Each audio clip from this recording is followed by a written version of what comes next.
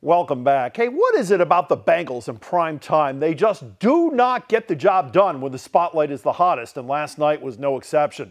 Battle of Ohio goes to the team from up north. Cleveland quarterback Brian Hoyer finding former Louisville Card Gary Barnidge. Barnidge, 2 catches for 46 yards, sets up a Browns touchdown.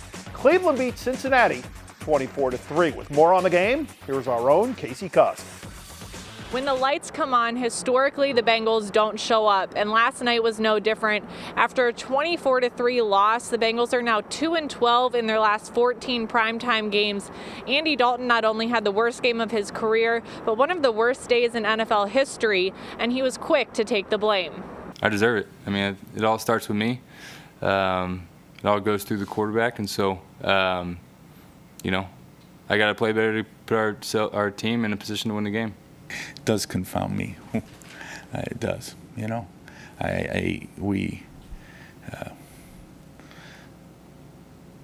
This was not,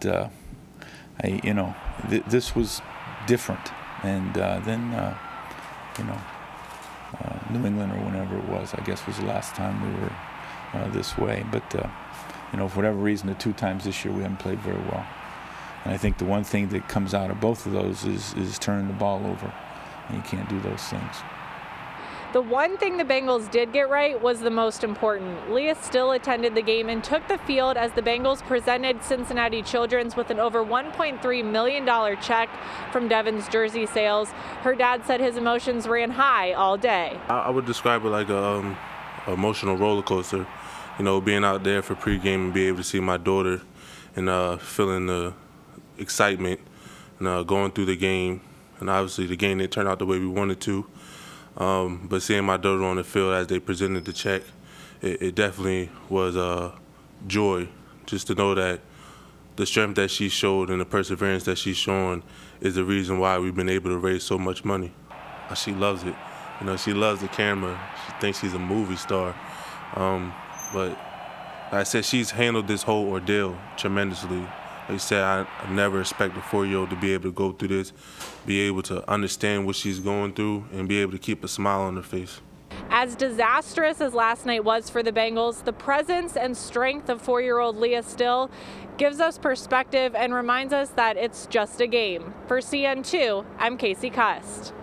Well said, Casey. The NASCAR season winding on down, just 2 races left. Sunday at Phoenix, and then the finale the following weekend at Homestead. The championship's still up for grabs, but lately all anyone's talking about is last Sunday's big fight after that Texas race, the fight between Jeff Gordon and his camp and Brad Keselowski and his entourage. The drivers were not fined, but the crewmen were docked big bucks and suspended. So we asked racer Chris Lafferty his thoughts on what's becoming a growing trend in NASCAR, these post-race incidents. Yeah, you know, racing is struggling in a few ways. I mean, you know, the attendance is down. The viewership is shaky. I mean, you know, we've got a new digital media with the YouTubes and stuff like that. And so our society needs to see stuff like that. Yeah, you know, that's what put NASCAR on that's what put NASCAR on the map in with Cale Yarborough's and the Allisons punching each other. And look, I mean, it's good for ratings. Let's face it. I mean, shows like Jerry Springer, you know, they survive on fighting and stuff like that. Hey, I noticed Keselowski always seems to be the guy in the middle. Well, you know, other than Riggs and Murtaugh. I mean, he's feuded with Gordon, Kevin Harvick, Carl Edwards, Matt Kenseth, Denny Hamlin, among others. What gives? We know he can drive. He's won 6 races. Why is he trying to do all this extra stuff? Your opinion. You know, Bruce, I'm really getting too old for this stuff. You know, that's just Brad's personality. You know, I was talking to somebody, and you know, I knew Brad before he was the superstar that he is, and in many ways, I think this is my perception. You know, he was on the verge of being the guy on the outside looking in, you know, just dreaming about this stuff. And, you know, he got his chance. He's making the most of it. And look, you know, like it or not, you got to give the guy credit for being who he is.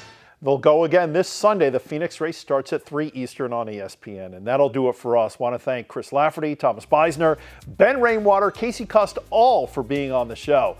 If you missed any part of our broadcast or you want to review something, you can always see clips of mycn2.com. You can watch CN2 Sports anytime on demand. Just click under the local tab, and you can always follow us on Facebook and Twitter. Thank you very much for joining us. We've got a lot to talk about on Monday, so we'll see you then. But until, have a great weekend. See ya.